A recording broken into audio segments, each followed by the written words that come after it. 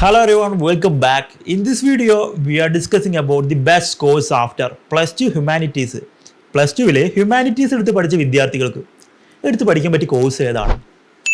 ഒട്ടുമിക്ക ആളുകൾക്കുള്ളൊരു സംശയമാണ്. അപ്പോൾ അതിനെ പറ്റിയിട്ടാണ് ഇന്നത്തെ ഒരു വീഡിയോ ഡിസ്കസ് ചെയ്യാൻ വേണ്ടി പോകുന്നത്. സാമൂഹ്യശാസ്ത്രം മുതൽ ജേർണലിസം വരെ, ലോ സ്റ്റഡി മുതൽ ഫാഷൻ ഡിസൈനിങ് വരെ, സത്യം പറയുകയാണെന്നുണ്ടെങ്കിൽ നമ്മൾ എടുത്ത് പഠിക്കുന്ന കോഴ്സ് ചിലപ്പോൾ നമ്മുടെ തലവര വരെ മാറ്റിയേക്കാം. അതുകൊണ്ട് തന്നെ ശ്രദ്ധിക്കേണ്ട കുറച്ച് പ്രധാനപ്പെട്ട കാര്യങ്ങളുണ്ട്. നമ്മൾ എപ്പോഴും ഒരു കോഴ്സ് എടുക്കുമ്പോൾ ഒരു കാരണവശാലും എടുത്ത് ചാടി തീരുമാനമെടുക്കരുത്. ശ്രദ്ധിക്കേണ്ട പ്രധാന കാര്യം എന്തെന്ന് വെച്ച് കഴിഞ്ഞാൽ, നമ്മളൊരു കോഴ്സ് സെലക്ട് ചെയ്യുമ്പോൾ അതിൻ്റെ നല്ല വശവും അതുപോലെ തന്നെ ചീത്ത വശവും മനസ്സിലാക്കിയിട്ട് വേണം എന്ത് ചെയ്യാൻ, കോഴ്സ് സെലക്ട് ചെയ്യാൻ. സിമ്പിളായിട്ട് പറയുകയാണെന്നുണ്ടെങ്കിൽ കോഴ്സിൻ്റെ ഡ്യൂറേഷൻ, ഭാവിയിൽ എത്രമാത്രം സാധ്യത ഉണ്ട്, നിങ്ങളുടെ ഇൻട്രസ്റ്റ്, അതുപോലെ തന്നെ പഠന ചെലവ്, ഇതെല്ലാം മനസ്സിലാക്കിയിട്ട് വേണം നമ്മൾ എന്ത് ചെയ്യാൻ, ഒരു കോഴ്സ് സെലക്ട് ചെയ്യാൻ. കാരണം ഒരു കോഴ്സ് സെലക്ട് ചെയ്യുക പറഞ്ഞു കഴിഞ്ഞാൽ it's not a simple thing. കാരണം നമ്മൾ പഠിക്കുന്ന കോഴ്സിനെ അടിസ്ഥാനമാക്കിയിട്ടാണ് ഫ്യൂച്ചറിൽ ജോലി ചെയ്യുക. അതുകൊണ്ട് തന്നെ ഇതൊരു ടേണിംഗ് പോയിന്റ് എന്ന് വേണമെങ്കിൽ പറയാം. അപ്പോൾ നമുക്ക് നോക്കിയാലോ ഏതൊക്കെയാണ് best course after plus two humanities എന്ന്. അപ്പോൾ പ്ലസ് ടുവിൽ ഹ്യൂമാനിറ്റീസ് എടുത്ത് പഠിച്ച വിദ്യാർത്ഥികൾക്ക് എടുത്ത് പഠിക്കാൻ പറ്റിയ കോഴ്സുകളെ പറ്റിയിട്ടാണ് ഇപ്പോൾ നമ്മൾ പറയാൻ വേണ്ടി പോകുന്നത്. ഫസ്റ്റ് ഓഫ് ഓൾ വരുന്നത് BA ബാച്ചലർ ഓഫ് ആർട്സിൽ വരുന്ന കോഴ്സുകളെ പറ്റിയിട്ടാണ് നമ്മൾ ഡിസ്കസ് ചെയ്യാൻ വേണ്ടി പോകുന്നത്. ഇതിൽ മെയിനായിട്ട് ഭാഷ പഠനത്തെയോ അതുപോലെ തന്നെ സാഹിത്യത്തെയും അടിസ്ഥാനമാക്കിയിട്ടുള്ള ഒരു സ്റ്റഡിയാണ് മെയിനായിട്ട് വരുന്നത്. ഓപ്പർച്യൂണിറ്റീസ് നോക്കുകയാണെന്നുണ്ടെങ്കിൽ ടീച്ചറായിട്ട്, അനുവാദകരായിട്ട് അല്ലെങ്കിൽ ട്രാൻസ്ലേറ്ററായിട്ട്, പ്രൊഫസറായിട്ട് നിങ്ങൾക്ക് എന്ത് ചെയ്യാൻ പറ്റും, ജോലിയും കാര്യങ്ങളും ചെയ്യാൻ സാധിക്കും. അടുത്തത് BAയിൽ രണ്ടാമത്തെ ഡിപ്പാർട്ട്മെൻറ്റ് നോക്കുകയാണെങ്കിൽ സോഷ്യോളജിയാണ്. What is sociology? Sociology is the scientific studies of society, social relationship and social phenomena. സമൂഹശാസ്ത്രവും സാമൂഹിക പ്രതിഭാസങ്ങളെക്കുറിച്ച് അടിസ്ഥാനമാക്കിയിട്ടുള്ള ഒരു സ്റ്റഡി എന്ന് വേണമെങ്കിൽ പറയാം. ഓപ്പർച്യൂണിറ്റീസ് അല്ലെങ്കിൽ അവസരം നോക്കുകയാണെങ്കിൽ സാമൂഹിക പ്രവർത്തകർ, ഗവേഷകർ, അതുപോലെ പബ്ലിക് റിലേഷൻ, PR ഒക്കെ ആയിട്ട് നിങ്ങൾക്ക് എന്ത് ചെയ്യാൻ പറ്റും, ജോലി കാര്യങ്ങൾ ചെയ്യാൻ പറ്റും. അടുത്തത് BAയിൽ മൂന്നാമത്തെ ഡിപ്പാർട്ട്മെൻറ്റ് വരുന്നത് പൊളിറ്റിക്കൽ സയൻസ് ആണ്. രാഷ്ട്രീയ വ്യവസ്ഥകളെ പറ്റിയും അതുപോലെ നയം രൂപപ്പെടുത്തുന്നതിനെ പറ്റി അടിസ്ഥാനമാക്കിയിട്ടുള്ള ഒരു സ്റ്റഡി എന്ന് വേണമെങ്കിൽ പറയാം പൊളിറ്റിക്കൽ സയൻസിന്.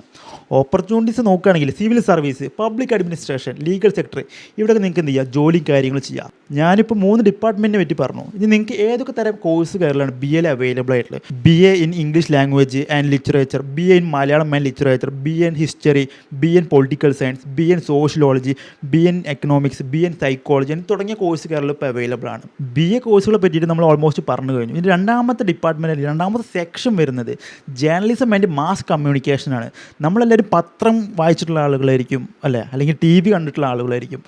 സിമ്പിളായിട്ട് പറയുകയാണെന്നുണ്ടെങ്കിൽ ന്യൂസ് റൈറ്റിംഗ്, റിപ്പോർട്ടിംഗ്, അതുപോലെ തന്നെ ഇതിൻ്റെയൊക്കെ ടെക്നിക്കൽ ആസ്പെക്റ്റ് അല്ലെങ്കിൽ ഇതിൻ്റെയൊക്കെ സാങ്കേതിക വശം, ഇതെല്ലാം അടിസ്ഥാനമാക്കിയിട്ടുള്ള ഒരു സ്റ്റഡിയാണ് ജേർണലിസം ആൻഡ് മാസ് കമ്മ്യൂണിക്കേഷനിൽ വരുന്നത്. ഓപ്പർച്യൂണിറ്റീസ് നോക്കുകയാണെങ്കിൽ മാധ്യമ പ്രവർത്തനം, സോഷ്യൽ മീഡിയ മാനേജർ, TV അവതാരകൻ, അതുപോലെ തന്നെ തുടങ്ങിയ അവസരങ്ങൾ ഈ പറഞ്ഞ പോലെ ജേർണലിസം ആൻഡ് മാസ് കമ്മ്യൂണിക്കേഷൻ ഈ ഒരു ഡിപ്പാർട്ട്മെൻറ്റ് കോഴ്സ് പഠിക്കുന്ന ആളുകൾക്കുണ്ട്. ഇനിയിപ്പോൾ ഏതൊക്കെ കോഴ്സാണ് ഇപ്പോൾ അവൈലബിൾ ആയിട്ടുള്ളത്? BA journalism and mass communication, BA in mass communication and media study, BA in visual communication, ഇത്തരം കോഴ്സ് നിങ്ങൾക്ക് അവൈലബിൾ ആണ്. അടുത്തത് number 3 social work, BSW bachelor of social work. നമ്മുടെ സമൂഹത്തിലെ പ്രശ്നങ്ങൾ മനസ്സിലാക്കുക, ആ പ്രശ്നങ്ങൾ പരിഹരിക്കാനുള്ള പ്രവർത്തനം, അതിനെ പറ്റിയിട്ട് അല്ലെങ്കിൽ അതിനെ അടിസ്ഥാനമാക്കിയിട്ടുള്ള സ്റ്റഡീസാണ് ഇപ്പോൾ പറഞ്ഞ പോലെ BSWയിൽ വരുന്നത്. ഓപ്പർച്യൂണിറ്റീസ് നോക്കുകയാണെങ്കിൽ NGO, നാഷണൽ ഗവൺമെൻറ്റൽ ഓർഗനൈസേഷൻ, ആരോഗ്യരംഗത്തും കൗൺസിലിംഗ് രംഗത്തും നിങ്ങൾക്ക് എന്ത് ചെയ്യാൻ പറ്റും, ജോലിയും കാര്യങ്ങളും ചെയ്യാൻ പറ്റും. അടുത്തത് നമ്മൾ നോക്കാൻ വേണ്ടി പോകുന്നത് നമ്പർ 4 ആണ് കേട്ടോ, BCom bachelor of commerce. Plus ടുവിൽ ഇപ്പോൾ പറഞ്ഞ പോലെ കൊമേഴ്സും അതുപോലെ ഹ്യൂമാനിറ്റീസും ഏതൊരു സ്ട്രീം എടുത്ത വിദ്യാർത്ഥികൾക്ക് എടുത്ത് പഠിക്കാൻ പറ്റിയൊരു കോഴ്സാണ് BCom. സാധ്യതകളെ പറ്റി പറയുകയാണെങ്കിൽ വളരെയധികം സാധ്യത നിറഞ്ഞാണ് BCom. Finance, accounting, taxation, management, ബിസിനസ്സായിട്ട് റിലേറ്റ് ചെയ്തിട്ടുള്ള ഒരു കോഴ്സാണ്. അല്ലെങ്കിൽ അക്കൗണ്ടിങ്, ഫിനാൻസ്, ടാക്സേഷൻ ഈ ഒരു മേഖലയിൽ സ്കെയിലപ്പ് ആകണമെന്ന് വിചാരിക്കുന്ന ഒരു വിദ്യാർത്ഥിയാണെങ്കിൽ എന്ത് ചെയ്യുക, ഈ പറഞ്ഞ പോലെ BCom നിങ്ങൾക്ക് എടുത്ത് പഠിക്കുക. ഓപ്പർച്യൂണിറ്റീസ് നോക്കുകയാണെന്നുണ്ടെങ്കിൽ ബാങ്കിങ്, അക്കൗണ്ടിങ്, ബിസിനസ് മാനേജ്മെൻറ്റ്, നിരവധി ഓപ്പർച്യൂണിറ്റീസ് കേരളത്തിൽ ഈ പറഞ്ഞ പോലെ BCom പഠിച്ച സ്റ്റുഡൻസിനുണ്ട്. അടുത്തത് നമ്പർ 5 ലോ സ്റ്റഡി, നിയമ പഠനം, LLB. എല്ലാവർക്കും ഫെമിലിയർ ആയിട്ടൊരു കോഴ്സാണില്ലേ. ലീഗൽ സിസ്റ്റത്തെയും അതുപോലെ തന്നെ നിയമശാസ്ത്രത്തെയും അടിസ്ഥാനമാക്കിയിട്ടുള്ള ഒരു സ്റ്റഡിയാണ് LLBയിൽ വരുന്നത്.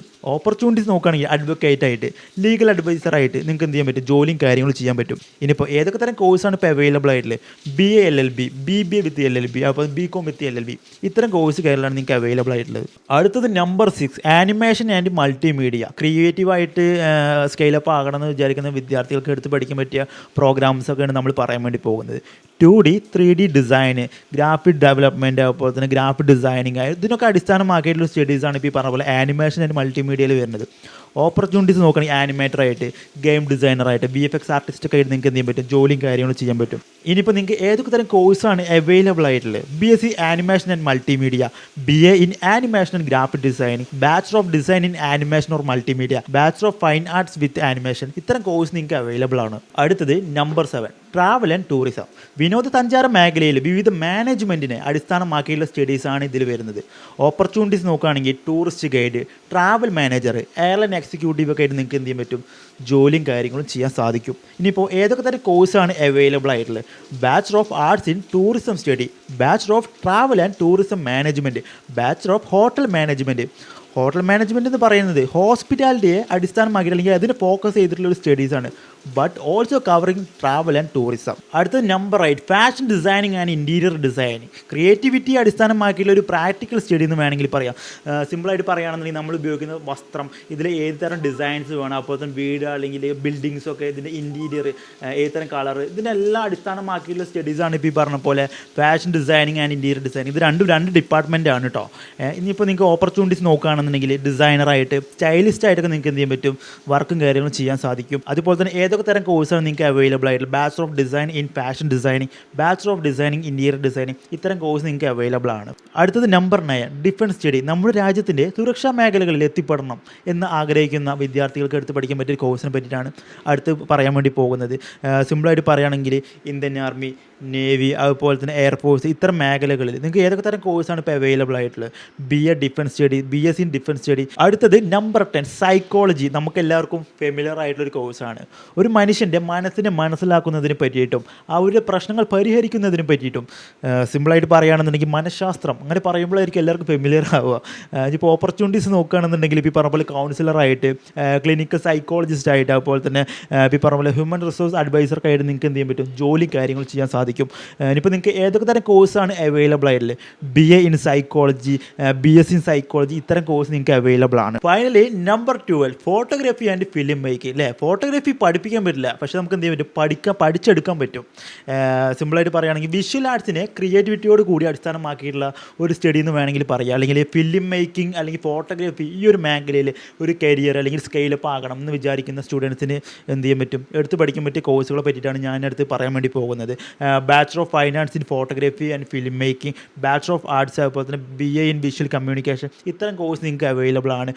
ഓപ്പർച്യൂണിറ്റീസ് നോക്കുകയാണെങ്കിൽ ഫോട്ടോഗ്രാഫറായിട്ട്, അപ്പോൾ ഫിലിം ഡയറക്ടറായിട്ട്, അപ്പോൾ തന്നെ ഡോക്യുമെൻ്ററി പ്രൊഡ്യൂസറായിട്ട്, ഈ ഒട്ടനവധി ഓപ്പർച്യൂണിറ്റീസ് നിറഞ്ഞൊരു മേഖലയാണ് ഫോട്ടോഗ്രാഫി ആൻഡ് ഫിലിം മേക്കിംഗ്. സത്യം പറയുകയാണെങ്കിൽ കംപ്ലീറ്റ്ലി ക്രിയേറ്റിവിറ്റിയോട് കൂടി പഠിക്കേണ്ട ഒരു കോഴ്സാണ് കേട്ടോ ഇത്തരം കോഴ്സുകൾ.